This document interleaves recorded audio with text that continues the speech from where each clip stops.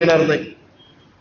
आणि फार तर असाही मनात विचार आला की 3 वेळेला खासदारकीला 91 ला खासदारकीला लेकाला निवडून दिलं म्हणजे मला, नंतर वडिलांना निवडून दिलं म्हणजे साहेबांना, नंतर लेकीला निवडून दिलं 3 वेळेला म्हणजे सुप्रियाला, आता सुनेला निवडून द्या, सगळी फिटामफाट, वडील पण खुश, लेक पण खुश, कन्याही खुश आणि सुनही खुश आणि तुम्ही खुश। मित्रांनो, ही निवडणूक देशाच्या 140 कोटी जनतेच्या भवितव्याची। मीच अनेकदा तुम्हाला मोदी साहेबांच्या विरोधामध्ये भूमिका घेऊन सभा केलेल्या आहेत, परंतु त्यावेळेस माझा विचार वेगळा होता। पण ज्या पद्धतीनं पहिली 5 वर्ष आणि दुसरी 5 वर्ष मोदी साहेबांनी काम आपल्या भारत देशाचं केलं, त्यांचं जे व्हिजन आहे, त्यांनी देश पातळीवर भारताचा नावलौकिक वाढवण्याचं काम केलं, हे त्रिवार सत्य आहे। आज पण परदेशात कुठल्याही देशामध्ये गेले तर एवढं प्रचंड संख्येने परदेशातले भारतीय लोक आणि परदेशातले नागरिक त्यांचं स्वागत करतात, ते देखील आपण पाहतो, ते काही लपून राहत नाही। त्याचबरोबर आजूबाजूची राष्ट्र आपल्याकडे वाकड्या नजरेने बघायचे।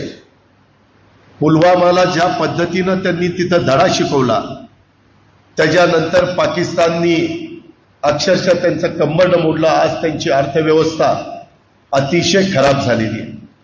श्रीलंकेसारख्या राष्ट्राचं पण काय झालं, तिथल्या राष्ट्रपतींना त्यांच्या परिवाराला घेऊन तिथलं पळून जावं लागलं। त्याच्यामध्ये बांगलादेशशी आपले संबंध चांगले, इतर आजूबाजूची राष्ट्र देखील आपल्याकडे आता समंजस पद्धतीनं पाहतात। आपली देशाची बॉर्डर सुरक्षितता ही त्यांनी अतिशय व्यवस्थितपणे ठेवण्याचं काम केलेलं आहे। दर दिवाळीला तुम्ही मी आपल्या घरामध्ये दिवाळी साजरी करतो, परंतु मोदी साहेब दर दिवाळीला बॉर्डरवर जाऊन जवानांना प्रोत्साहन देण्याचं काम, जवानांच्या मध्ये दिवाळी साजरी करण्याचं काम, त्यांच्यामध्ये सहभागी होण्याचं काम करतात। गेल्या 10 वर्षामध्ये त्या व्यक्तीने कधी सुट्टी घेतलेली, पत्रकारांनी सांगावं, तुम्ही सांगावं की बाबा हे 4 दिवस कुठेतरी फिरायला गेले, कुठेतरी आराम करत होते, तशा पद्धतीनं कुठलंही। आज पण ज्यावेळेस माझी त्यांची ओळख झाली त्यावेळेस आमचा अनेकदा बोलण्याचा संबंध येतो, चर्चेचा, त्यावेळेस फक्त आणि भारत, फक्त आणि फक्त भारत आणि भारताचा विकास। जगामध्ये आपला भारत देश पुढच्या 5 वर्षाच्या काळामध्ये 3ऱ्या क्रमांकावर अर्थव्यवस्था कशी आणता येईल, जगामध्ये आयात निर्यातीच्या बाबतीमध्ये भारताचा विशेषतः निर्यातीच्या बाबतीमध्ये वरचा क्रमांक कसा राहील, त्याच्यामध्ये आपल्या भारत देशातले रस्ते तुम्ही बघा, पाठीमागच्या अनेक वर्षाच्या कारकिर्दीमध्ये एवढे 4 पदरी 6 पदरी रस्ते, flyover, bridge, Atal Setu, coastal road हे कधी पाहायला मिळत नव्हते।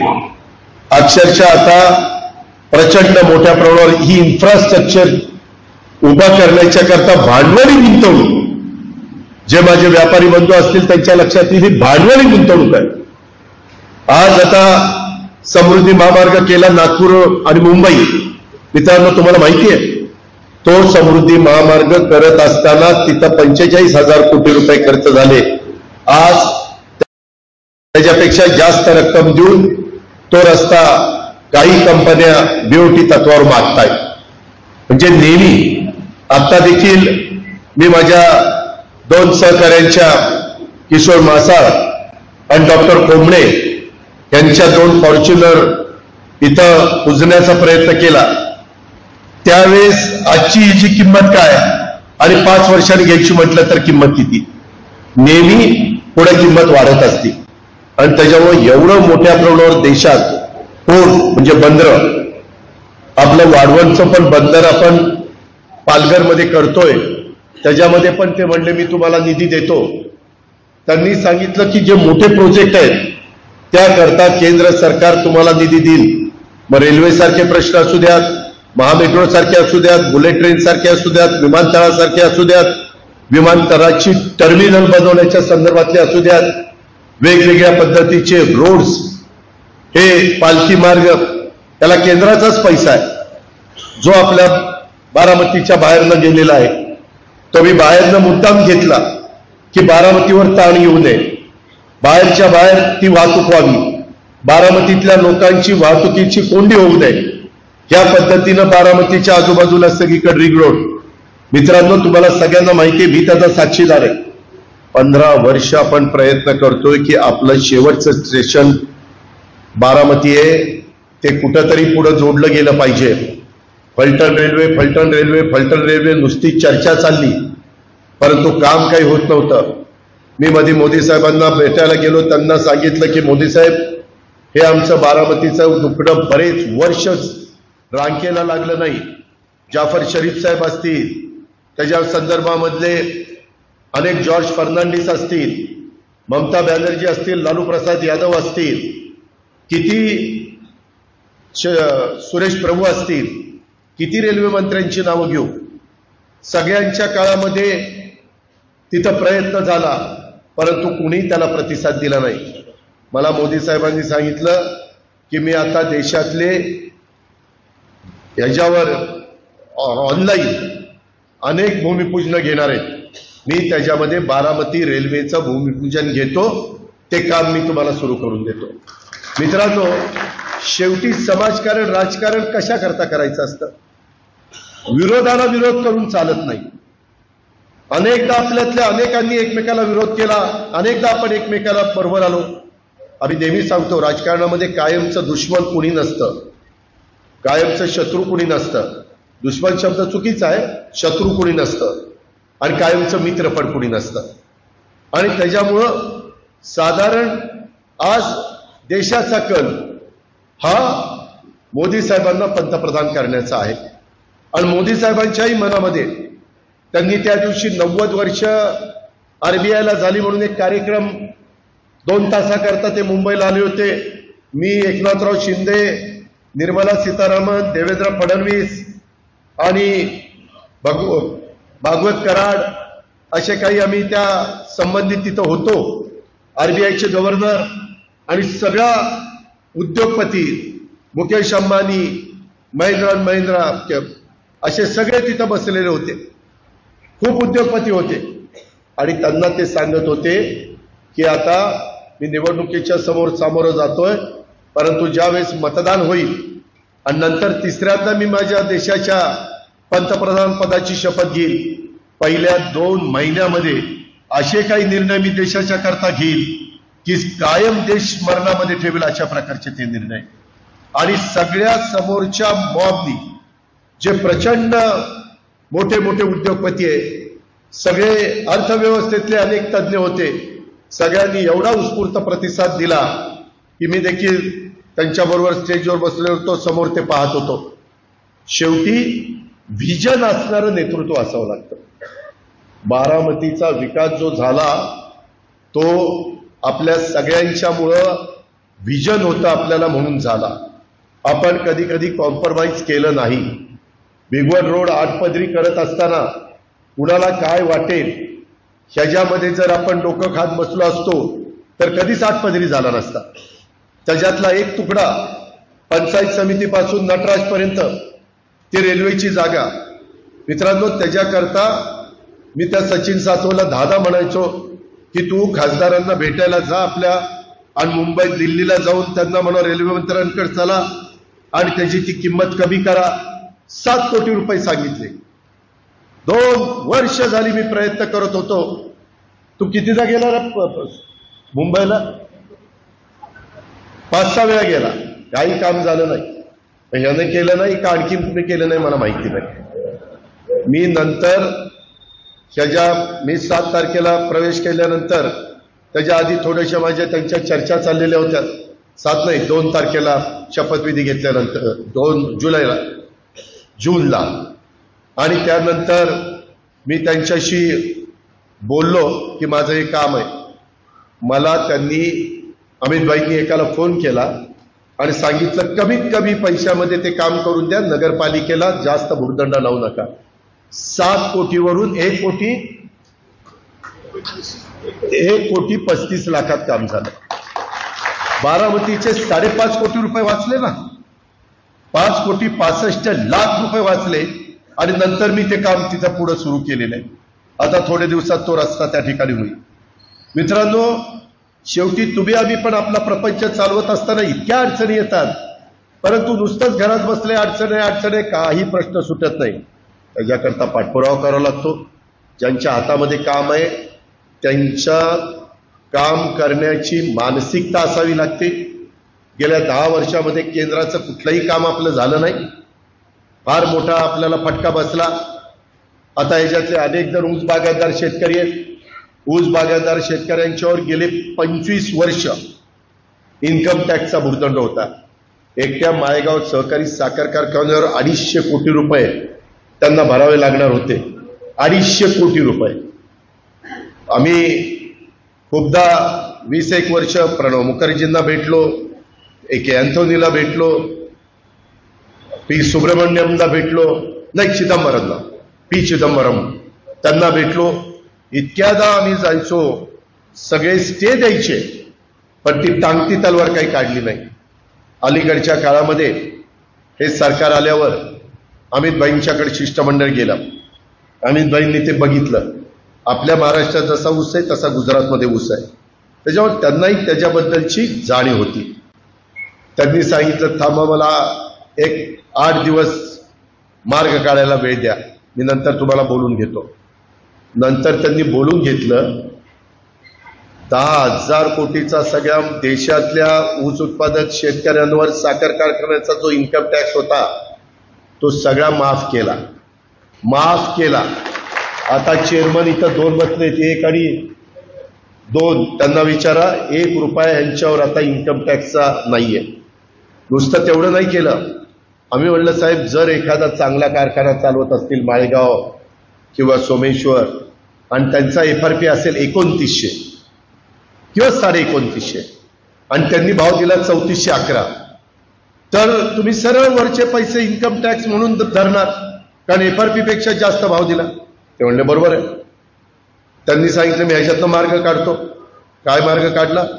त्यांनी सांगितलं, ज्या त्या राज्यातल्या साखर आयुक्तालयाकडं त्या कारखान्याच्या बॉडीने जायचं, चेअरमननी जायचं, अकाउंटंटनी जायचं आणि त्यांनी दाखवायचं की हे आमचं FRPचा दर देऊन आम्ही जी काटकसर केली, आम्ही ज्या पद्धतीनं प्रोडक्शन बनवलं, आम्ही जे टोटल लॉसेस कमी करून रिकव्हरी वाढवली, ओझनमधनं मिळालेला पैसा, डिस्लरीमधनं मिळालेला पैसा आणि आम्हा लोकांची बचत, ह्याच्यातून आमचा भाव आता 400-500 वाढतोय. हे त्यांनी साखर आयुक्ताला दाखवायचं. साखर आयुक्तांनी पाहायचं की खरोखरीच कारखान्याचा भाव निघतोय का निवडणूक जवळ आली म्हणून कर्ज काढून भाव देत आहेत. बरेच कारखाने कर्ज काढून भाव देत आहेत. आज महाराष्ट्रातले अनेक कारखाने अडचणीमध्ये आलेले आहेत. त्याचं ते एकमेव कारण आहे. आपल्याच इथलं उदाहरण द्यायचं म्हणलं तर छत्रपती कारखान्याचं तेच कारण आहे. इथं पुरुषोत्तम दादा बसलेत, त्यांना विचारा, मागच्या काळामध्ये असंच एकदा झालं. भाव काढण्याच्या नादात थोडंसं कर्ज झालं आणि नंतर कारखाना अडचणीत आला. मी नेहमी संस्था चालवत असताना बारामतीकरांनो एक गोष्ट लक्षामध्ये ठेवतो, ती आपली बारामती सहकारी बँक असू द्यात, तो छत्रपती माळेगाव सोमेश्वर असू द्यात, तो दूध संघ असू द्यात, तो खरेदी विक्री संघ असू द्यात, तो त्याच्यामध्ये PDCC बँक असू द्यात, ज्या ज्या संस्था आपल्या आधिपत्याखाली चालत आहेत त्याच्यामध्ये रितसर जो भाव निघेल तोच द्यायचा, बाकीच्या भानगडीत पडायचं नाही. आणि त्यामुळं आपल्या संस्था सगळ्यात चांगल्या चाललेल्या आहेत. अपवाद छत्रपती कारखाना आणि आपली बारामती बँक ही पण मध्ये अडचणीत आली होती. जनरल बॉडीच्या मीटिंग मी इथंच घेतो, ह्याच इथं मी भाषण करतो, त्यावेळेस देखील NPA वाढला होता. व्यापाऱ्यांना, बारामतीकरांना, माझ्या सहकाऱ्यांना मदत करणारी बारामती बँक, परंतु ती मायनसमध्ये जात होती. अहो, RBIने त्याच्याबद्दलच्या एवढे आपल्याला दंडक लावले. RBIने दंड पण केला. किती केला? 2 लाख रुपये दंड केला. RBIने 2 रुपये दंड केला तरी तो फार म्हणजे कमीपणा आहे त्या संस्थेचा. आणि आता बँक आज एनपीए कमी करत करत करत किती कोटी फायदा झाला? नाही, नेट प्रॉफिट, ग्रॉस प्रॉफिट 67 कोटी, नेट प्रॉफिट 5 कोटी. आली ना टाळ्यावर? कशामुळे आली? माणूस खमक्या होता म्हणून आली, त्याच्यामुळं ते चाललं. मित्रांनो, संस्था अडचणीत यायला वेळ लागत नाही. मी बघितलंय कित्येक घराणी की त्या घरामध्ये पहिल्यांदा इतकी आर्थिक सुबत्ता ओसंडून वाहत होती आणि पुढची पिढी जरा कमकुवत निघाली, जरा व्यसनाधीन निघाली, जरा व्यवहार ज्ञान कमी असणारी निघाली. त्या पिढीमध्ये त्या परिवाराचा काय अवस्था झाली? माझ्या तोंडापुढे नावं आहेत म्हणून मी नावं घेत नाही, तुम्हालाही माहिती आहेत काही नावं. ही वस्तुस्थिती आहे. आणि काही काही अतिशय सर्वसामान्यातनं वरच्या पातळीवर त्यांच्या कष्टाने, त्यांच्या दूरच्या दृष्टीनं. आता मी किशोरला नारळ फोडत असताना विचारलं, काय किशोर तू गाडी घेतली? म्हणलं तुमच्याकडे आल्यामुळं गाडी घेतली. म्हणलं लोक म्हणतील ह्याच्याकडे गेल्यावर गाड्या मिळतात का काय? नाही म्हणलं दादा, माझं धंदा पाणी चांगलं चाललेलं आहे. मी इथं जमीन खरेदी विक्रीचा व्यवहार करतो आणि त्याच्यातनं 2 पैसे मला मिळाले. त्याने कबूल केलं. मित्रांनो, हे 2 पैसे कशामुळे मिळाले? बारामतीमध्ये विकास जो चाललेला आहे त्यामुळं बारामतीमध्ये गुंतवणूक करण्याच्या करता बाहेरचे लोक येतात. मूळ आपण बारामतीकर आता संख्येने किती आहे बघा. आणि गेल्या काही वर्षामध्ये बाहेरनं कामाधंद्याच्या, नोकरीच्या निमित्तानं, शिक्षणाच्या निमित्तानं, व्यवसायाच्या निमित्तानं जी लोक आली, ज्यांना बारामती सुरक्षित वाटती, तो वर्ग बघा किती मोठ्या प्रमाणावर आलाय. व्यापाऱ्यांना विचारा, मारवाड पेठेमध्ये, तिथं गांधी चौकामध्ये, त्यांच्या स्टेशन रोडला असणारी दुकानं अनेकांनी बाहेर पटांगणामध्ये, म्हणजे भिगवण रोड असेल किंवा माझा पाटस नीरा रोड असेल, तिकडच्या भागामध्ये इंदापूर रोड असेल, मोतीबागेच्या पलीकडे काही बघायला मिळत होतं का? आज काय दुकानं झाली? आत्ता यायला मला उशीर लागला. मी त्या शारदानगरवरून येत होतो, माळेगाववरून येताना तिथं गाड्याचे शोरूम आहेत. एवढी तिथं गर्दी गिराईकाची गुढीपाडव्याच्या शुभमुहूर्तावर गाडी घेण्याच्या करता. सातवांचं कॉर्नरला मारुतीचं शोरूम आहे, तिथंही गर्दी. पैसा कुठनं आला? आता तर सोमेश्वरचंही पेमेंट झालं नाही, माळेगावचंही झालं नाही, सोमेश्वरचं झालं नाही. एक काळ असा होता की या 3 कारखान्यांचं दिवाळीला पेमेंट झाल्याशिवाय बारामतीकरांची दिवाळी होत नव्हती आणि माझ्या व्यापाऱ्यांचं दुकानं चालत नव्हती. ही वस्तुस्थिती आहे. आता 12 महिने पेठ चालती, 12 महिने दुकानं चालतात. हे वेगवेगळ्या उद्योगामुळे अनेकांना रोजगार मिळाले. अनेकांनी, छोट्या छोट्या सहकारी मित्रांनी हॉटेल काढली. माझ्या काटेवाडीच्या तर कोळी समाजाच्या एका मुलांनी हॉटेल काढलं. काय त्याचं हॉटेल चाललंय? 3 ब्रँच काढल्या, एक तिकडं, एक इकडं, एक पुण्याला. म्हणजे कष्ट करणाऱ्याला पैसे मिळतात आणि अशा पद्धतीचे बदल होत आहेत. पाण्याच्या बाबतीमध्ये मला सांगायचं आहे, आज तुमच्या समोर बोलतोय तो अजित पवार. आता राज्य सरकारमध्ये उपमुख्यमंत्री किंवा सरकारमध्ये नसता तर तुमचा कॅनॉल देखील आटला असता. काय उसाला काय दिलं असतं? कुठलं पाणी आणलं असतं? कुणाच्या विहिरीला जिवंत पाणी आहे. कॅनॉल जर आटला तर काय तुमच्या माझ्या विहिरींची अवस्था तुम्हाला माहिती ना. खरं तर नदी देखील आटली होती. निरावागस, खांडस, गाडगेवाडी, सगळे दादा काहीतरी सोडा. अरे काय सोडा, काय सोडा. एक तर दुष्काळ. महाराष्ट्रामध्ये 40 तालुके दुष्काळी जाहीर केलेत. परवाच मला वाटतं पत्रकारांना माहिती आहे, रविवारी येऊन कलेक्टरनी मिटिंग घेतली. कारण मला मिटिंग घेता येत नाही आचारसंहितेमुळं. परंतु आचारसंहिता 5वा टप्पा झाल्यावर शिथिल होईल, त्याच्यानंतर मी आदेश देऊ शकेन. कारण तेव्हा महाराष्ट्रातले सगळे मतदान झालेलं असेल, शिथिल होईल. काढली जाईल ते देशाचा निकाल लागल्यानंतर 7व्या टप्प्याचा. ही साधारण अवस्था आहे. आणि त्याच्यामुळं ज्या ज्या गोष्टी काही जण म्हणली कॅनॉलला लाईनिंग करा करा, काही म्हणली आम्हाला नको नको, इथं आमच्या विहिरी आटतील वर नाही करायचं. जे तुम्ही सांगाल ते आजपर्यंत करत आलेलं. कधी तुम्ही सांगितलेलं योग्य असेल ते मी ओलांडलेलं नाही. बारामतीमध्ये देखील ह्या शहराचा चेहरामोहरा बदलण्याच्या करता मला तर काही काहींचं कळत नाही, ह्यातली जवळपास 90% पेक्षा जास्त कामं ही मी स्वतः केलेली आहेत किंवा 100% केलेली आहेत. परंतु काही काहींनी स्वतःच्या पत्रिकेमध्ये पुस्तकीमध्ये दिलेले की हे आम्हीच केलं. आत्ताच्या विद्यमान खासदारांचं पुस्तक बघायला मिळालं, त्याच्यामध्ये नगरपालिकेचं इमारत, त्याला पैसा सगळा दिलाय मी, डिझाईन केलंय मी, ते जुनं नवं डिझाईन एकत्र करण्याच्या करता मी इतक्या आर्किटेक्टला सांगितलं, बघा पूर्वीची इमारत वेगळी होती ती नवी वेगळी होती, आता एकसारखी दिसती. पंचायत समितीचं मला तर मधी देवेंद्रजींची सत्ता आली तेव्हा 5 वर्ष तर काहीच मिळालं नाही. त्याच्यानंतर मग पुन्हा पैसे घातले, ते पंचायत समितीचं कार्यालय केलं.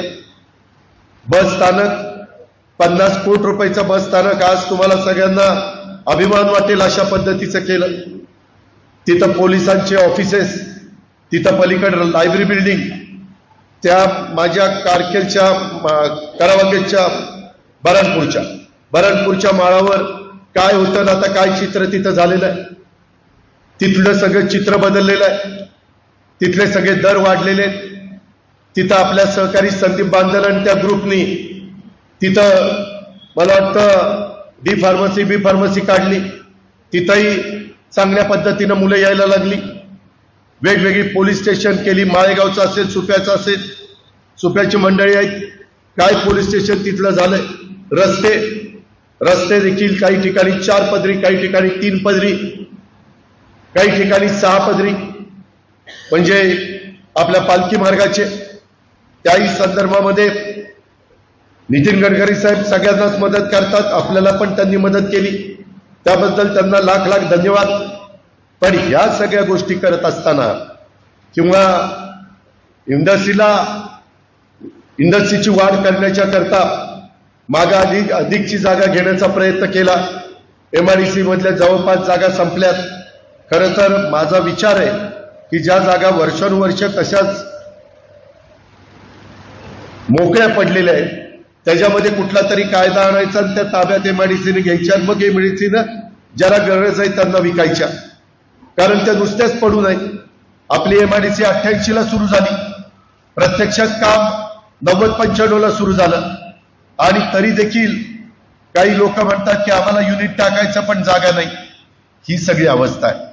आणि या सगळ्या छोट्या मोठ्या गोष्टीमध्ये आपण सगळ्यांनी लक्ष दिलं, पर्यावरणाचा पण विचार केला, तरुणांच्या रोजगाराचा पण विचार केला. परवा आम्ही नमो रोजगार मेळावा तो लावला. त्या नमो रोजगार मेळाव्यात मित्रांनो यामध्ये साधारण बऱ्याच मुलांना मुलींना नोकऱ्या मिळाव्याची अपेक्षा होती, परंतु 10,000 पेक्षा जास्त मुलींना नोकऱ्या मिळाल्या. 10,000 काही कमी आहे. काही टीका केली, काय एवढा मोठा कार्यक्रम केला आणि 10,000 मुलांना मिळाले. अरे 10,000 कशाला म्हणतात? आपण कधी 1000 तरी दिल्या का? हे बरोबर नाही.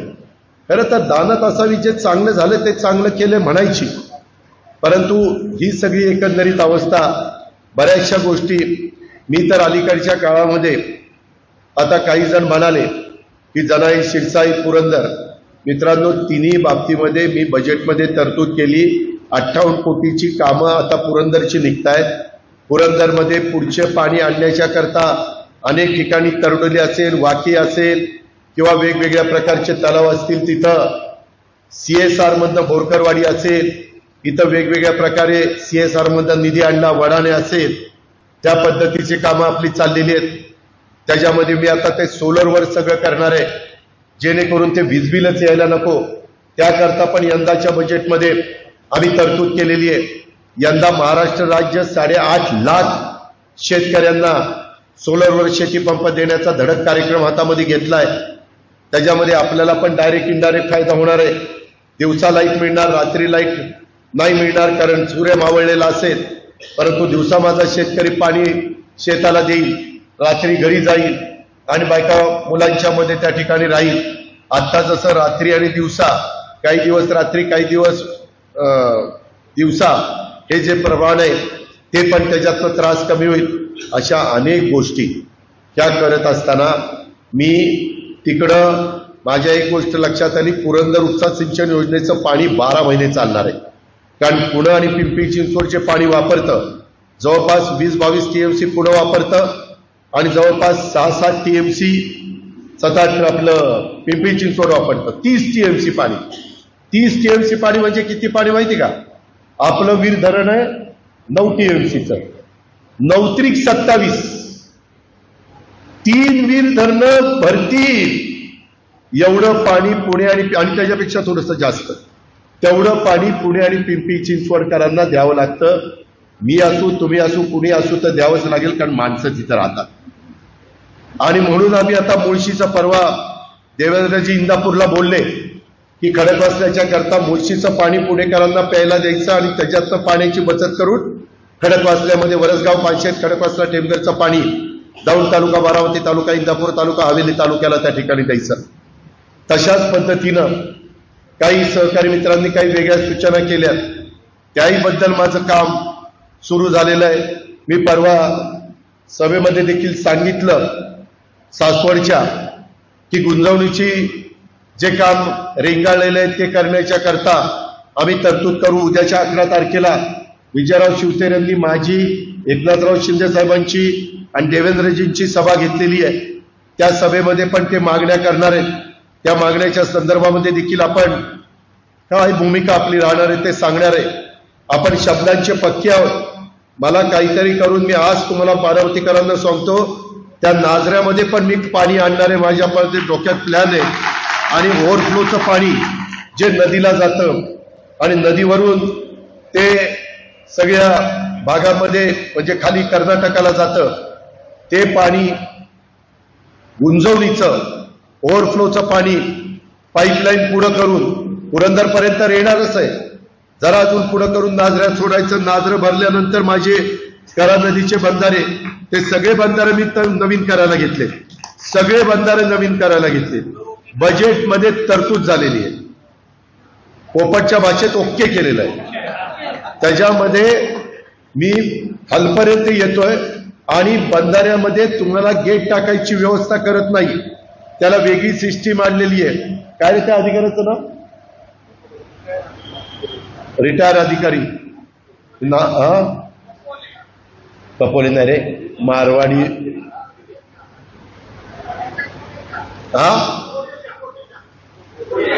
कोटेच्या का काहीतरी असं काहीतरी आहे. त्याला पाहणी करायला लावली, त्याला प्लॅन एस्टिमेट तयार करायला लावलं, बजेटमध्ये तरतूद केली, ती तरतूद मंजूर करून घेतली. उद्याची आचारसंहिता संपली की काम सुरू होणार आहे.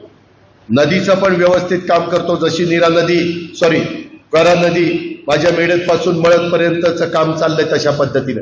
तिथं तसं बांधकाम होणार नाही, पण तिथं मधली बिटारं कुठं काही हे असेल वेडी वाकडी तर ती नीट करून खड्डे बिड्डे बुजवून अशा पद्धतीनं नदीचं पात्र वाटेल अशा पद्धतीनं ते करणार आहे. आणि त्याच्यातून केटीवेर भरून मग त्याच्यातनं पण पाण्याचा प्रश्न बऱ्याच अंशी त्या ठिकाणी सुटेल. आणि ओव्हरफ्लोच्या पाण्यात माझं तेवढंच आहे की ओव्हरफ्लोचं पाणी वीर धरणाचं 2 महिनेच वाहतं. कारण पहिले काही दिवस वीर धरण भरायला जातं, त्यावेळेस उजवा आणि डावा कालवा चालू असतो. त्याच्यातनं आपण शेततळी आणि तलाव भरून घेतो शेतफळचा आणि मग ओव्हरफ्लो व्हायला लागतं. त्यावेळेसच मला ते पाणी उचलता येणार आहे. परंतु जास्त मोठे पंप टाकून त्याच्यावरच सोलर बसून म्हणजे लाईट बिल पण येता कामा नाही. सोलरचा आता बारामतीमध्ये देखील मी टाटा पॉवर का टाटा ट्रस्ट यांच्याकडनं 4 मेगावॅटच्या वीज निर्मितीला बारामतीकरांचं स्ट्रीट लाईटचं बिल येऊ नये, बारामतीकरांचं पंपाचं बिल येऊ नये, पाणी पुरवठ्या पंपाचं जी रिक्वायरमेंट आहे ती आज 4 मेगावॉट आहे. मी त्यांना, ते पावड्यांनी मला सांगितलं, मी त्यांना सांगितलं 4 मेगावॉट नको 5 करा, कारण उद्या 10-20 वर्षाची पण बारामतीचा विचार करू. आणि त्या पद्धतीचं काम आता त्या ठिकाणी सुरू होत आहे। एवढा निधी त्या आपण बाबतीत आणतोय आणि ह्याच्यात मी आता इतके दिवस केंद्राचा निधी आपल्याकडे येत नव्हता। आता उद्याच्या काळामध्ये तुम्ही जे मतदान आहे 7 तारखेला तमाम बारामतीकरांनी नेहमी मला प्रतिसाद देता तसा प्रतिसाद दिला आणि आपल्या घड्याळाच्या उमेदवाराला प्रचंड मताधिक्य दिलं तर आपला उमेदवार निवडून येणार आहे। आपला उमेदवार निवडून आला तर उद्याच्याला मी मोदी साहेबांना सांगेन उमेदवार आता तुमच्या पाठिंबाचा दिलेला आहे, माझी ही कामं करा। माझ्या बारामती लोकसभा मतदारसंघात इंदापूरचं, दौंडचं, पुरंदरचं, बारामतीचं, भोर, वेल्हा, मुळशीचं किंवा शहरी भागात खडकवासल्याचं ही कामं करा। त्यांच्या हातामध्ये, माझ्या हातात 6 लाख कोटी आहेत। मी फक्त राज्याचा अर्थमंत्री आहे। शिवाजीराव राज्याच्या अर्थमंत्र्याच्या हातात 6 लाख कोटी असतील तर केंद्राच्या हातामध्ये किती लाख कोटी असतील? त्याकरता हे सगळं करायचं आहे। ह्याच्यातनं विकास होणार आहे। ह्याच्यातून तुम्ही बघा, काही जण आणखी सांगतील की बाबा हे बघा, ज्याच्या आधी कुणालाही बारामतीकरांना सगळ्यांना माहिती आहे की फॉर्म भरल्यानंतर शेवटची सभा फक्त व्हायची, संजय व्हायची की नाही? आता का सगळीकडे फिरावं लागतं? काही वेळ आणली, आम्ही सांगत होतो ना आम्ही करतोय, बरं मी करू शकत नाही का? मी राज्य चालू शकत नाही का? प्रशासनावर माझी पकड नाही का? अधिकारी माझं ऐकत नाही का? आज माझा प्रशासनावर नाही म्हटलं तरी पकड आहे, हे कुणी नाकारू शकत नाही। हे मी माझ्याकरता करत नाही, हे मी बारामतीकरांच्या करता करतो, हे मी माझ्या जिल्ह्याच्या करता करतोय, हे मी माझ्या महाराष्ट्राकरता करतोय। आणि मी हे करत असताना शिवशाहू फुले आंबेडकरांची विचारधारा सोडलेली नाहीये। मला 18 पगड जातीला बरोबर घेऊन जायचंय। आम्ही सरकारमध्ये असताना मुस्लिम समाजाला देखील या अर्थसंकल्पामध्ये मौलाना आझाद महामंडळाला 1000 कोटी रुपयाचं भागभांडवल दिलंय। त्यांच्या वेगवेगळ्या प्रकारच्या जमीन विभाग बोर्डाच्या अडचणी होत्या त्या मी दूर केल्या। त्याच्या संदर्भामध्ये अल्पसंख्याक विभागाला निधी दिला। आम्ही सकाळी सहज बघितलं, बारामतीमध्ये किती कोटी आले? 13 कोटी रुपये आले। एका शादीखान्याला 5 कोटी रुपये दिलेत। शेवटी सगळ्यांचं काम केलं पाहिजे। तो माझा मागासवर्गीय असू द्या, तो माझा आदिवासी असू द्या, तो माझा भाटका असू द्या, तो माझा सर्वसाधारण जातीतला असू द्या किंवा ओबीसी मधला असू द्या, कामं तर सगळ्यांची झाली पाहिजे। आणि मी बारामतीकरांनो, तुम्ही सगळेजण माझे सहकारी आहेत। कुणाला वेगवेगळ्या काळामध्ये वेगवेगळ्या संस्थांचं पदाधिकारी केलेलं होतं, काही विद्यमान असतील, काही माजी असतील, आजी माजी पदाधिकारी, उद्याचे होणारे पदाधिकारी त्याच्यामध्ये काही असतील। मला सगळ्यांना सांगायचं की हा विकासाचा वेग चालू ठेवायचा असेल तर आपल्याला घड्याळाशिवाय पर्याय नाही। भावनिक होऊ नका, भावनिक होऊ नका। कन्स्ट्रक्शन लाईन मध्ये पण ज्या पद्धतीची कामं झाली, बारामतीमध्ये आज गुंतवणूक केल्यानंतर फ्लॅट खपतात म्हणून त्या ठिकाणी कन्स्ट्रक्शनवाले कन्स्ट्रक्शन करू शकतात। फ्लॅटच खपले नसते तर काय कन्स्ट्रक्शन केलं असतं? आज कन्स्ट्रक्शन चाललंय म्हणून टाईल्सचे दुकानं किंवा हार्डवेअरची दुकानं किंवा त्या ठिकाणी सिमेंट, वाळू, खडी काय जे असेल, स्टील, ह्याची बाजारपेठ चाललेली आहे। हे सगळे एकमेकावर अवलंबून आहे।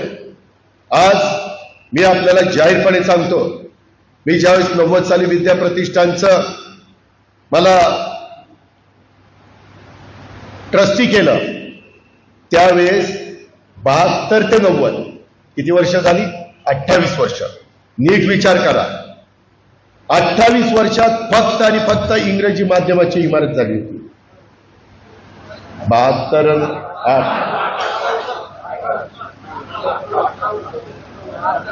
90 मी 2000 धरलं, 18 वर्षात फक्त तेवढी इमारत झाली, कुठेही शाखा निघाली नाही।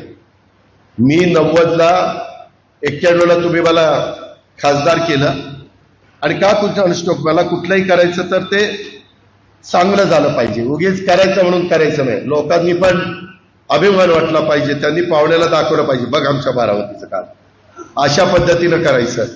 मी तिथं 40 एकर जमीन घेतली MIDC मध्ये. MIDCची सुरुवात झाली होती. MIDCत 40 एकर जमीन घेतल्यानंतर गुलाबराव डावण पाटील हयात नाही, मी भूमिपूजन मीच करत होतो. तेव्हा तुमच्यातले काही कार्यकर्ते पण तिथं असतील. त्यावेळेस सर्व्हिस रोड नव्हता.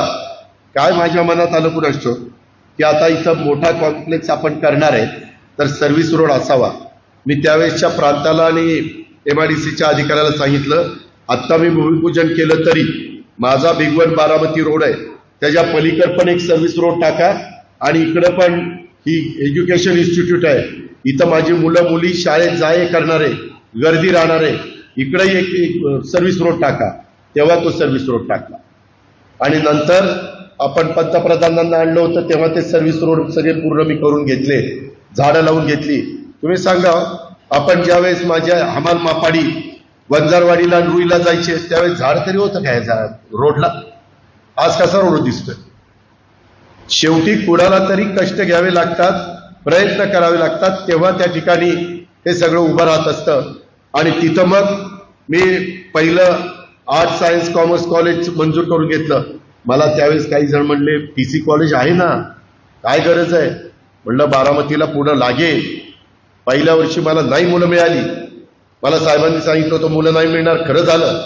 पण मी जिद्द सोडली नाही. खरोसेकर प्रिन्सिपल होते. खरोसेकर बिचारे स्वतः पाणी मारायचे सुरुवातीच्या कामामध्ये, मी पण तिथं असायचो. मदन देवकाचे आहेत का इथं? मदन देवकाचा विचारा, आम्ही PV नरशिवरांची सभा लावली होती. एवढीशी झाडं आपण लावली, बऱ्याचशा ठिकाणी कटिंग केलं, एका ठिकाणी 20 फूट खोदाई केली, 20 फूट भराई केली. कोपऱ्यातला प्लॉट माझा नव्हता, MIDCचा काप होता. तिथं विष्णू चौधर, त्याला विनंती केली, बाबा एवढा प्लॉट मिळून दे. विष्णू चौधरनी मिळून दिला. त्याच्याकरता विष्णू चौधरला मी ट्रस्ट सभासद केला तिथं, की बाबा मदत करतोय आपल्याला. अशा पद्धतीनं ते सगळं केलं आणि त्या इमारती बांधायला सुरुवात केली.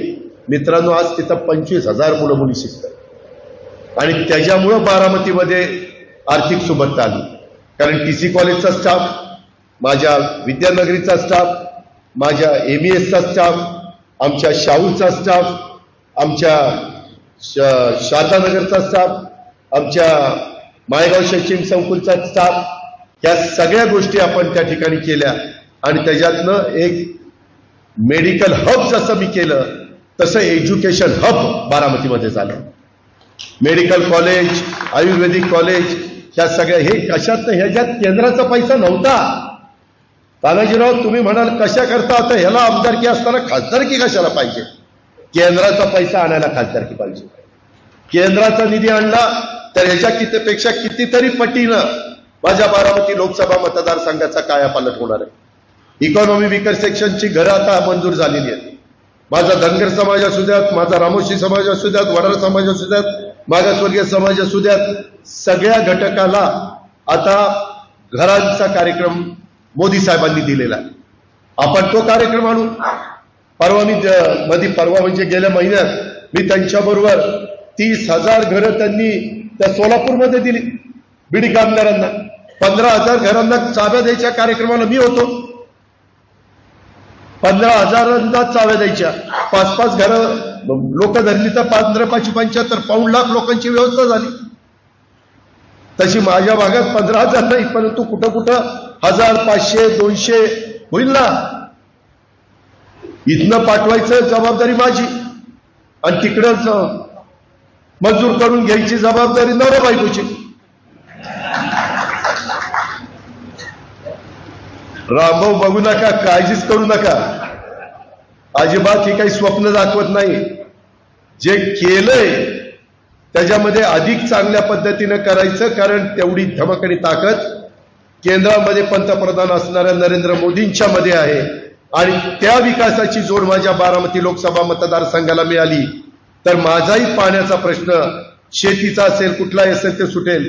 सहज आठवलं म्हणून सांगतो, बर्णे मामांनी, प्रदीप गारटकरनी मला शहा म्हणून व्यापारी आहेत, गोकुळ शेठ पूर्वी तुम्हाला माहिती असतील, त्यांच्या दुकानामध्ये दिलं आणि बसता बसता त्यांनी सांगितलं, शहांनी त्यांच्या मुलांनी, दादा एक करमाळा आणि इंदापूरचा पूल आहे, तो आहे धरणातनं, किंमत जास्त आहे. 2 महिन्यापूर्वीची गोष्ट, किंमत जास्त आहे. पण ते केलं ना दादा, तर बारामतीची बाजारपेठ जशी चालते तशी आमची इंदापूरची बाजारपेठ चालेल. आणि त्यामध्ये तुम्ही करमाळा आणि इंदापूर जोडून द्या. प्लॅन इस्टिमेट करायला लावलं. कालच्या बजेटमध्ये आचारसंहिता सुरू व्हायच्या आधी किती मंजूर केलं माहिती का? 381 कोटी रुपयाचा पूल मंजूर केला. 381 कोटी रुपयाचा पूल मंजूर केला. ते व्यापारी तर एवढे खुश झाले. अरे म्हणलं दादा हे काय केलं? अरे म्हणलं आता तर उमेदवारीचा अर्ज भरलाय, निवडून आल्यावर काय करतो बघा. म्हणजे करण्याची धमक पाहिजे आणि आवड पाहिजे. नाही तर बघू, करू, ये उद्या, ये परवा, हेलपाटे नाही द्यायचे. मित्रांनो, ही गोष्टी करून दाखवलेल्या आहेत. माझी तुम्हाला सगळ्यांना विनंती आहे की प्रत्येकाने आपापले वॉर्ड बूथ वाईज तुम्ही फिरताय. आता अनेकांना कधी नव्हे ते फोन यायला लागले. ज्यांना फोन आले त्यांना समोर उभं केलं. याचं नाव काय ते सांगता येणार नाही. फोन आलाय, पोपटला फोन आलाय, विकासला आलाय, भरतला आलाय, किरणला आलाय. पण उभा केलं तर जरा गंमत होईल. मित्रांनो, मी तसं करत नाही. मला फोन करण्या इतका वेळ नाही, कारण मला अनेक धाराशिवची जागा आहे, शिरोडची जागा आहे, पुण्याची जागा आहे, मावळच्या जागेत काल मी होतो. बारामतीचे इतर सहकाऱ्यांना आपल्याला निवडून आणायचंय. पण मी तुम्ही काम, आत्ता पण आचारसंहिता आहे तरी गट्टा काय मला सुटला. सगळे विकास म्हणजे वेगवेगळे प्रश्नच दिलेले. मी आचारसंहिता संपल्यावर घालील त्याच्यामध्ये लक्ष. पण का लोक देतात? कुठेतरी काम होईल ही आशा आहे म्हणूनच देतात ना. कुणालाही निवेदन येत नाही. मला आता सहज आठवलं, त्या पंचायत समितीच्या इमारतीच्या उद्घाटनाला मी आलो होतो. वेळ कमी होता, मी फटफट निवेदन सगळी स्वीकारली. मला वेळ कमी होता पण निवेदन स्वीकारली. आणि मी कधी निवेदन टाकून देत नाही. मी सगळी व्यवस्थित त्याच्या नंबरवर ते बसवतो. आज तुम्हाला माहिती नाही, मी सांगू शकत नाही बारामती शहराला मी निधी किती दिला. माळेगाव नगरपंचायत झाली, 40 कोटी रुपये निधी दिला. आत्ता माळेगावकरांना भेटून आलो, बाळासाहेब वगैरे सगळे आम्ही होतो. म्हणलं काळजी करू नका, आचारसंहिता संपल्यावर पण मी तुम्हाला मदत करतो. तेही शहर असंच बारामतीसारखं चांगलं आपल्याला करायचं. इतर आपली पंढरा असेल, वाडेवाडी असेल, मुरुम असेल, वडगाव निंबाळकर असेल, कोराळ, धाकट, थोरलं, कुठलाही भाग असू द्या, माझा जिराज भाग असू द्या. आज इथं सुप्याची लोक बसली. सुप्याची लोक अजून जरा गडबड करतात. अला काय ह्या दिवसात कसं काय सोडायचं, या काळात कसं सोडायचं. अरे कशाचं सोडायचं, कशाचं धरायचं. आज मार्केट कमिटी कोण करतंय? मार्केट कमिटीचं भूमिपूजन केलं, पैसे नव्हते. 7.5 कोटी रुपये त्या सुनील पवारांना विचारा, मार्केट कमिटीचे मंजूर करून दिले का? 7.5 कोटी रुपये. ते सगळं तिथलं मार्केट डेव्हलप करण्याच्या करता. रस्ते तर वेगळ्याच पैशातनं करतोय. तिथं विद्यानगरी दुसरी उभी केलेली आहे. इंदापूरला मला प्रदीप गारटकर जमीन देत होता. त्या जमिनीला काही आडकाठी आली. नगरपालिकेची जमीन होती. मी तो नाद सोडला. 65 एकर तिथं जमीन घेतली दूध संघाच्या मागं. आणि 65 एकरामध्ये तिथं त्या ठिकाणी विद्यानगरी उभी केली. मध्ये हेलिकॉप्टरने एका सभेला गेलो तर तिथं बघितलं तर रस्ते एकदम खराब. 15 दिवसांनी तिथले रस्ते टार केलून टाकले. आता जाऊन बघा, यांचे रस्ते बघा. माळेगाव शैक्षणिक संकुलाचे 1 रुपयात 1 दौंडा किशोरांनी मला दिला नाही. रस्ते सगळे करून दिले. या बाबांनी 1 रुपया दिला नाही. पण यांचेही रस्ते अंतर्गत शालेय आपल्या सोमेश्वर शैक्षणिक संकुलचे करून देणार आहे. आज मी का करू शकतो? तुमच्यामुळे करू शकतो. तुम्ही मला पाठबळ दिलं, तुम्ही मला मोठं केलं. आज मोदी आणि अमित शहाची माझी ओळख झाली. आज उद्योगपतींची माझी ओळख झाली. कुठल्या उद्योगपतीला CSR करता शब्द टाकला तर त्या ठिकाणी ते शब्द आपला मोडत नाही, मदत करतात. या पद्धतीनं आपण पुढे चाललेलो आणि अजून बराच पल्ला गाठायचा आहे. पल्ला गाठायचा का नाही गाठायचा हे तुमच्या हातात आहे. त्याच्यामध्ये शेवटी भावनिक होऊ नका.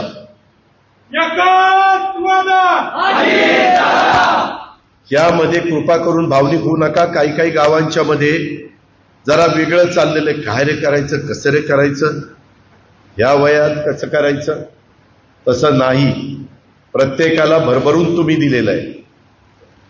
आता आपला कामाचे दिवस आहेत, आपले विकासाचे दिवस आहेत. कुणी काही सांगितलं की आम्ही करू, ते करूच शकत नाही. कारण केंद्र सरकार त्यांच्या हातातच नाही तर काय करू शकणार. मी खोटं नाही सांगत. मोदींची राष्ट्रीय सर्वे झालाय, त्याच्यात 65% लोकांनी सांगितलं देशाचे पंतप्रधान तिसऱ्यांदा मोदी व्हावेत म्हणून. ही वस्तुस्थिती आहे. जे आहे त्या मान्यच केलं पाहिजे. आणि त्यांनी विकासाचा ध्यास घेतलेला आहे आणि तशा पद्धतीने आपण राज्यात घेतलेला आहे. केंद्राची आणि राज्याची जोड मिळाली तर अजून आपली प्रगती होणार आहे, अजून तुमचे वेगवेगळे व्यवसाय चालणार आहेत. आणि हे करत असताना मी जाणीवपूर्वक बारामतीमध्ये कुणाची गुंडगिरी, दादागिरी मी खपून घेतलेली नाही, चालू दिलेली नाही.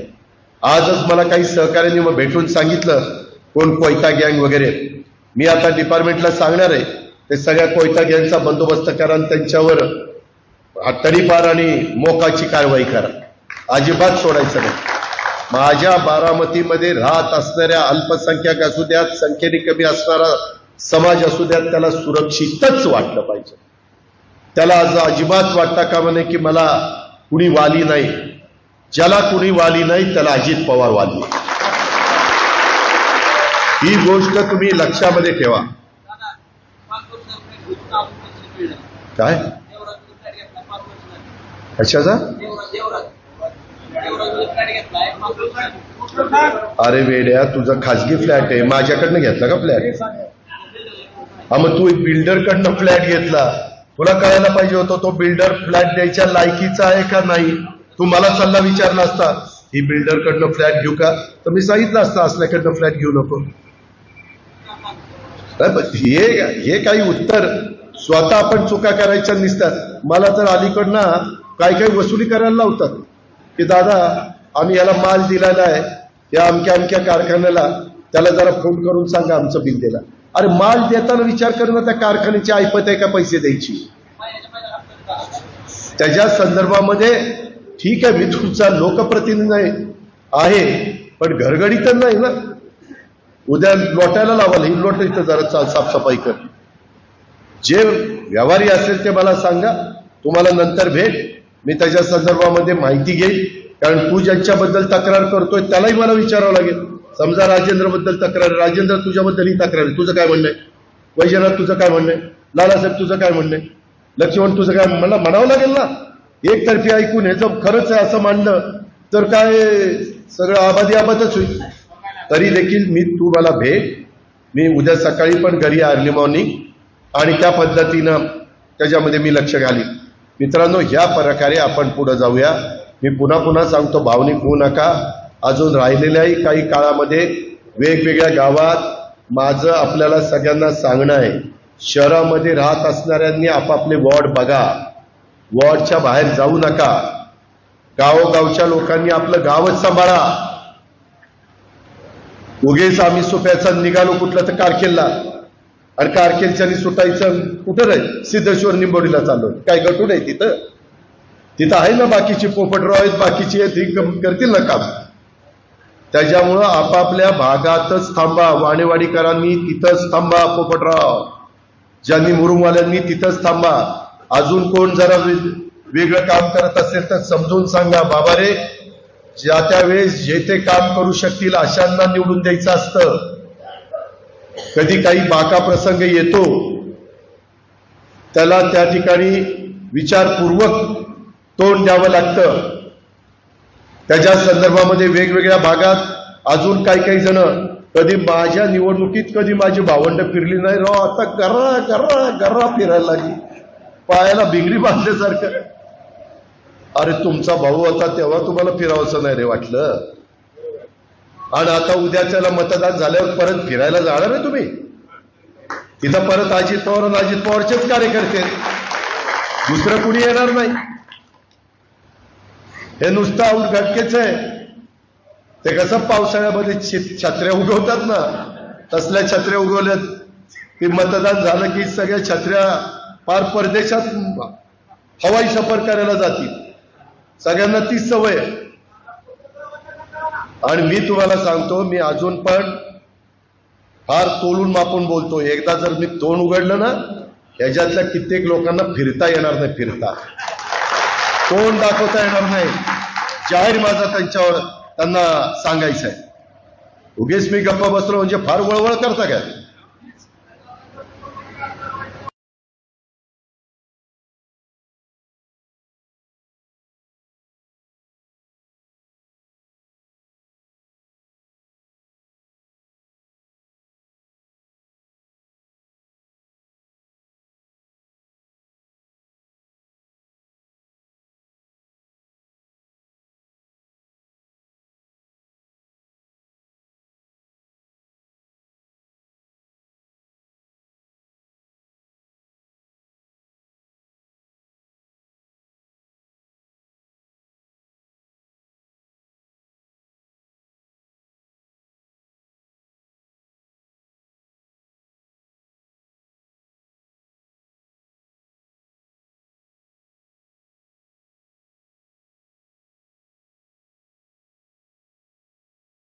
उद्याच्या 11 तारखेला विजयराव शिवसेनेंनी माझी, एकनाथराव शिंदे साहेबांची आणि देवेंद्रजींची सभा घेतलेली आहे. त्या सभेमध्ये पण ते मागण्या करणार आहेत. त्या मागण्याच्या संदर्भामध्ये देखील आपण काय भूमिका आपली राहणार आहे ते सांगणार आहे. आपण शब्दांचे पक्के आहोत. मला काहीतरी करून मी आज तुम्हाला बारामतीकरांना सांगतो, त्या नाझऱ्यामध्ये पण मी पाणी आणणार आहे. माझ्या डोक्यात प्लॅन आहे. आणि ओव्हरफ्लोचं पाणी जे नदीला जातं आणि नदीवरून ते सगळ्या भागामध्ये म्हणजे खाली कर्नाटकाला जातं, ते पाणी गुंजवणीचं ओव्हरफ्लोचं पाणी पाईपलाईन पुढं करून पुरंदरपर्यंत येणारच आहे. जरा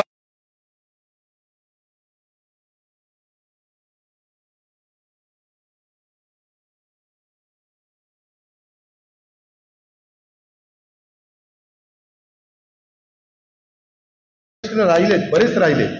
काही ठिकाणी ड्रेनेजची व्यवस्था करायची, काही ठिकाणी सुधारित पाणी पुरवठ्याची व्यवस्था करायची, काही ठिकाणी आणखीन वेगवेगळ्या प्रकारच्या काही गोष्टी करायच्यात. माझ्या चौदरवाडी आणि काही भागात माझे ढाकाळ्याचे पण लोक त्या दिवशी फोनवर बोलत होते. तिथले काही प्रश्न मी त्यामध्ये हातामध्ये घेतलेले आहेत.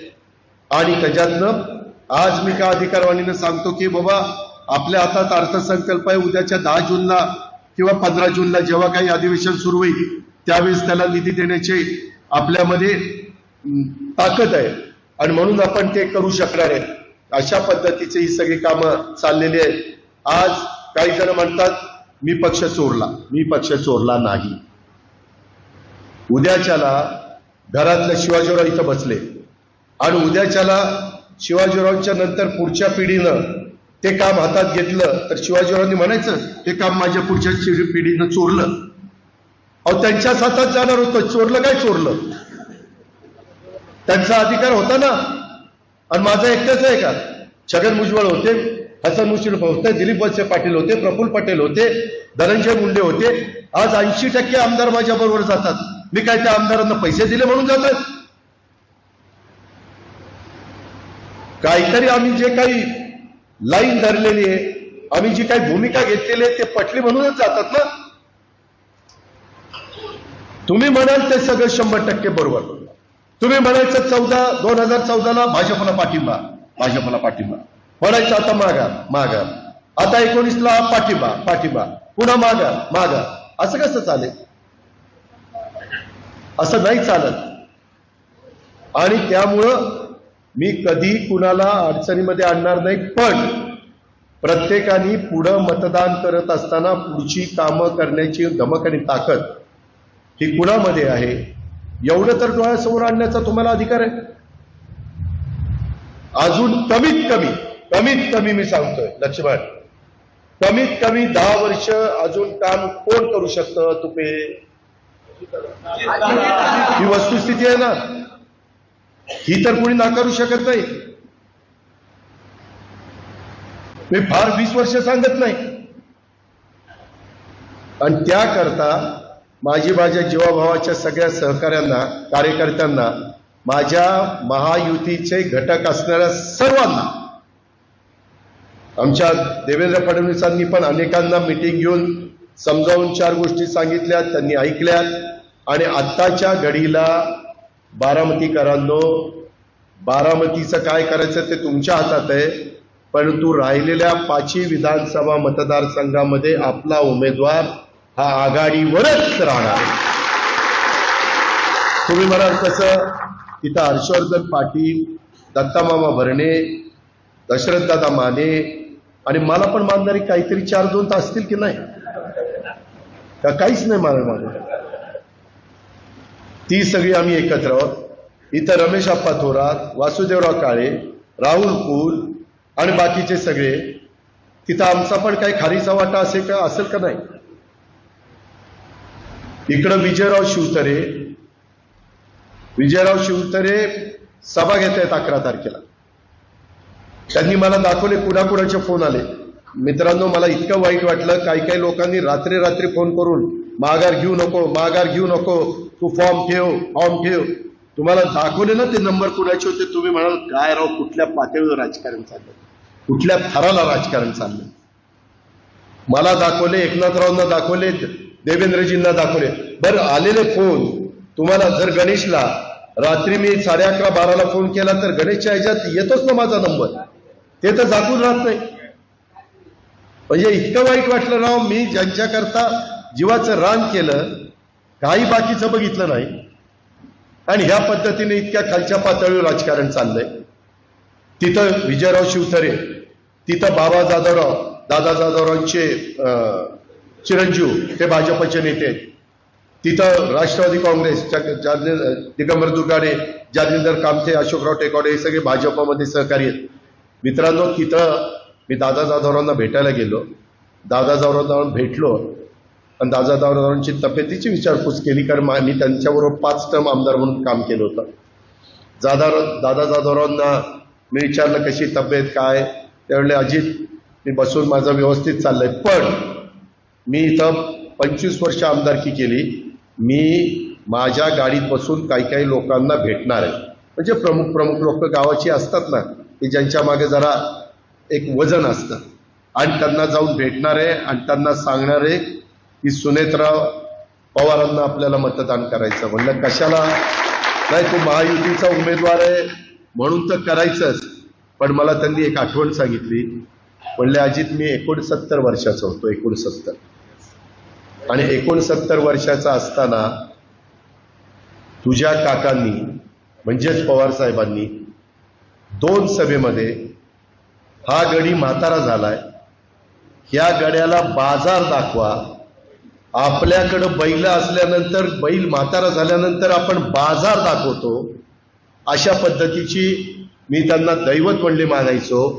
पण त्यांनी मला बैलाची उपमा दिली आणि म्हाताऱ्याची उपमा दिली. मी 69 वर्षाचा होतो तरी दिली, आणि मी पराभूत झालो, आणि अशोक टेकवाडे तिथं आमदार झाले. अर्थात त्याला कारण अशोक काळभोर तिथं खालची मतं त्यांनी घेतली, त्याच्यामुळे मताची विभागणी झाली. मीच अशोकराव टेकवाड्यांना उमेदवारी दिलेली होती, आपल्या शिवाजीराव अण्णांचे जावई, ही वस्तुस्थिती. ते म्हणले अजित, मला काय रे वाटलं असेल, बाजार दाखवा, बैल. म्हणजे प्रत्येकाने आत्मपरीक्षण केलं पाहिजे. राजेंद्र ढवाण पाटील, की मी पण बोलताना एवढा तोलून मापून बोलतो की पुढं काही वर्षांनी ते बोलणं माझ्या पण अंगलट यायला नको, आणि निव्वळ ते म्हणजे मनातली खंत त्यांनी बोलून दाखवली. बरोबर नाही हे सगळं. मित्रांनो, ह्या पद्धतीचं राजकारणाने सांगायचं म्हटलं तर दिवस पुरणार नाही. आता लवकरच घरी जाऊन गुढी उतरायचं काम करावं लागेल, त्याच्यामुळे जास्त वेळ घेत नाही. परंतु माझी विनंती आहे की बूथ वाईज राहिलेल्या दिवसात आता एक दिवस जसा जाईल तसं टेम्पो वाढत जाईल, तसं भावनिक केलं जाईल, तसं कोण कुठं कामाला आहे ते बघितलं जाईल. मला आत्ता काही गावातली लोक सांगत होती, आम्ही कृषी विज्ञान केंद्रावर कामाला आहे, आम्ही इतक्या ट्रस्टवर कामाला आहे, आम्ही इकडे कामाला आहे. त्याच्यामध्ये असं कुठं कामाला असलेल्यांना दम देऊन चालत नाही. अशा पद्धतीनं मतं कधी बारामतीकरांनी मागितलेली नव्हती. बारामतीमध्ये मतं मागण्याची एक काहीतरी लेवल होती आणि ती लेवल आज सोडायला लागलेले आणि त्याच्यातनं कुणाकुणाला भावनिक केलं जात आहे. त्याच्यातनं काही त्या ठिकाणी सांगितलं जात आहे. नुसतं पार्लमेंटमध्ये भाषणं करून माझ्या बारामती लोकसभा मतदारसंघाचे प्रश्न सुटत नाही. हा अजित पवार पण भाषणाच्या बाबतीमध्ये मिळतात नंबर 1चा आहे. माझा पण एकदा जर लागली पट्टी तर मी पण भाषण करतो, पण मी भाषणही करतो आणि मी कामही करतो. मी विकासाला निधी पण आणतो आणि मी एखादं काम वाजून त्या ठिकाणी करून घेतो आणि लोकांना रिझल्ट देतो. आजही मला माहिती आहे मी काम करत असताना काही माझ्या जवळच्या सहकाऱ्यांच्यावर काही जण नाराज आहेत, काही पुढाऱ्यांच्यावर काही जण नाराज आहेत, काही जण माळेगावमध्ये भरती झाली त्याच्यामध्ये काही गावं भरतीमध्ये राहून गेलेली आहेत ती लोक नाराज आहेत. उदाहरणार्थ कुर्लेवाडी असेल, ढाकाळा असेल, का माझं करावागज असेल, अशा पद्धतीनं काही आहे, नाही असं नाही. तुम्ही माझ्यावर विश्वास ठेवा, त्याच्यातनं मी मार्ग काढील, त्याबद्दल आपण काळजी करू नका. पण ह्या सगळ्या गोष्टी करत असताना माझ्याबरोबर काम करणारा एखादा चुकला म्हणून त्याचा दंड मला किंवा उमेदवाराला देऊ नका. ते आपण दुरुस्त करू. तुम्ही लक्षात आणून द्या, काही काही ठिकाणी असतं गटतट असतात, थोडंसं उजवं डावं असतं, काही काही बाबतीमध्ये गावातच थोडंसं त्याला जवळ करायचं त्याला लांब करायचं. असं माझ्या शहरामध्ये पण झालं असेल, माझ्या ग्रामीण भागामध्ये पण झालं असेल, माझ्या बागायती भागात झालं असेल, माझ्या जिल्ह्यात भागात झालं असेल. आज टँकरची प्रचंड मागणी आहे, त्याकरताही आम्ही टँकर देतो. आज मला दूध संघाचा चेअरमन आलेला होता, तो मला म्हणलं की दादा असं असं करावं लागेल. मी म्हणलं हो जावा करा. ह्या सगळ्या गोष्टी आपणच करणार आहोत आणि त्याच करत असताना माझ्या सुपा परगणा परिसरातल्या लोकांना विनंती आहे, काही काही जर अजून थोडंसं कसं रे काय रे असं कसं होईल, असं कसं काही होत नाही, आपण सगळं नीट करणार आहोत. अजिबात कुठं आंबीवाल्यांनी पण भावनिक व्हायचं काही कारण नाही, खुर्द असो किंवा माझी बुद्रुक असो. आणि पाण्याच्या संदर्भात मी फार वेगळ्या पद्धतीनं, आता काय झालंय 7-7 वेळेला तुम्ही मला निवडून दिल्यामुळं त्यातला इतके बारकावे माझ्या लक्षात आले आणि त्याला कुठनं कशा प्रकारचा निधी आणायचा हे पण मला अतिशय व्यवस्थितपणे समजलेलं आहे. त्याकरता केंद्राचा निधी पण खूप मोठा असतो आणि त्याच्यातून आपल्या आया बहिणी असतील, आपले तरुण तरुणी असतील, आपले वेगवेगळे उद्योजक असतील किंवा आपले नोकरदार असतील, आपला शेतकरी समाज असेल, आपला 18 पगड जातीचा सगळा समाज असेल, त्याला आपल्याला सगळ्यांना मदत करायची. आपल्यामुळं आता नीरा नदीत देखील पाणी मी कशा पद्धतीने केले ते मला माहिती आहे. प्रतापचा परवाच फोन आला होता, दादा खांड्याचं पाणी काळं झालंय. कुठे प्रताप?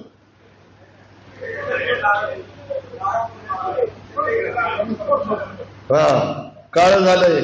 अरे म्हटलं पांढरं करायला लय काहीतरी टाकावं लागेल. मी केशवरावांना यांनाही सांगितलं की तुमचा एकही झिरो डिस्चार्ज झालं पाहिजे. मित्रांनो, इतक्या गोष्टी साखर कारखान्याच्या बाबतीमध्ये 4.5 रुपये यांचा विजेचा दर होता.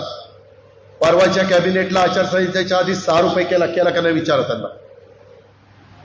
जरी रोज तुम्हाला भेटत नसलो तर तिथं बसून दुधाचे दर पडले, 5 रुपये लिटरला दुधाचे दर त्या ठिकाणी वाढून दिले. काहींना अजून पैसे मिळाले नाही, ते काहीतरी भरायला ऑनलाईन वगैरे त्रास होतोय, तो त्याच्यात थोडा वेळ लागतोय. त्याच्यातनं मार्ग काढू, आचारसंहिता संपल्यावर मार्ग काढील. पण ह्या प्रकारे आता कांदा निर्यातीलाही परवानगी दिली, धान उत्पादक शेतकऱ्याला बोनस दिला, माझ्या सोयाबीन उत्पादक शेतकऱ्याला त्या ठिकाणी बोनस देण्याच्या बद्दलचा निर्णय घेतलेला आहे, मदत करण्याचा.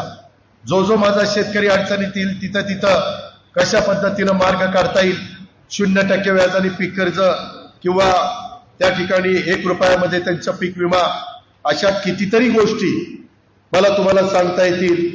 आणि तशाच पद्धतीनं किमान 2, आता पूर्वीच्या काळामध्ये तुम्हाला 1.5 लाख रुपयाच्या शस्त्रक्रिया करता येत होत्या, आता त्या 5 लाख केल्या. त्याच्यामुळं पोपटराव 2 खर्चिक शस्त्रक्रिया गरिबांच्या मोफत होत आहेत.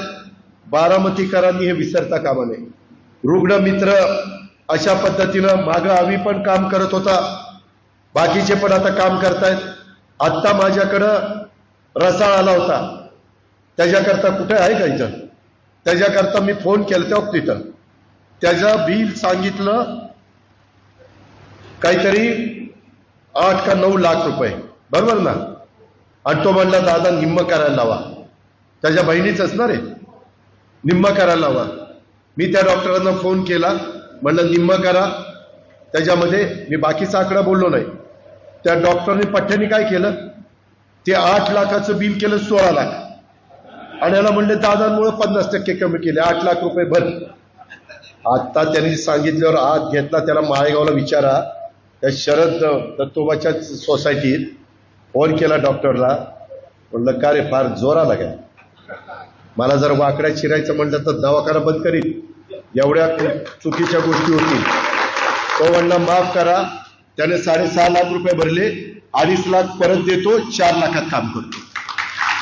कोण करायला लागले विचार. आत्ता इथं 2 तास तरी झाले खरं, 2 तास पण झाले नाही. मी डॉक्टरांना म्हणलं डॉक्टर असं नाही, तुमचा ट्रस्ट आहे, ट्रस्टमध्ये काही शस्त्रक्रिया तुम्हाला 10% वगैरे मोफत कराव्या लागतात गरिबाच्या करता. आम्ही ज्यावेळेस त्यांना दवाखान्याचं FSI देतो जास्त, तो FSI जास्त देतो, त्याच्यामध्ये आमची अट असते की 10% बेड गोर गरिबांच्या करता तिथं राखीव ठेवायचे, आणि बाकीच्या 90% बेडमधनं तुम्हाला जे काही कमवायचं ते कमवा, पण गरिबाला पण आरोग्य सुविधा मिळाल्या पाहिजे. त्या प्रकारे मी तसं ते डॉक्टर पण माझं पण जरा हल्लं, त्याच्यामुळं माझं सटकलं, त्याच्यामुळे ती त्याचं बोललो. परंतु मी नंतर पुढच्या वेळेस सांगेन त्यांना की डॉक्टर असं करू नका, तुम्ही आम्ही सांगतोय, आम्हाला वाटतं की आमचं तुम्ही बिल निम्म कमी केलं आणि पुन्हा त्याच्याच दुप्पट बिल करायचं आणि आम्हाला भासवायचं निम्म केलं ना, हे असं आम्हाला ते मी तसं म्हणणार नाही, चुत्या बनवण्याचा प्रयत्न करू नका म्हणून. पण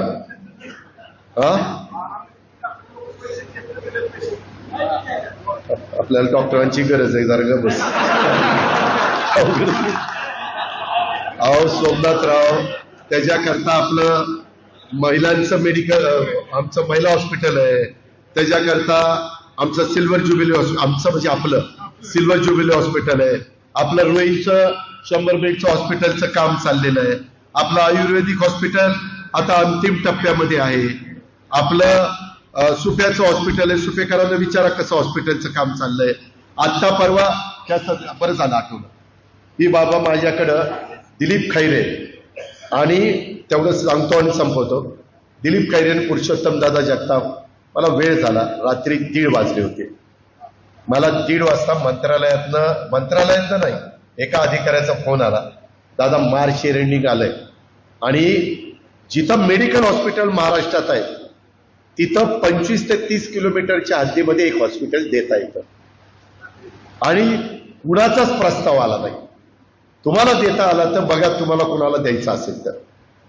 त्या बाबाला विचारलं,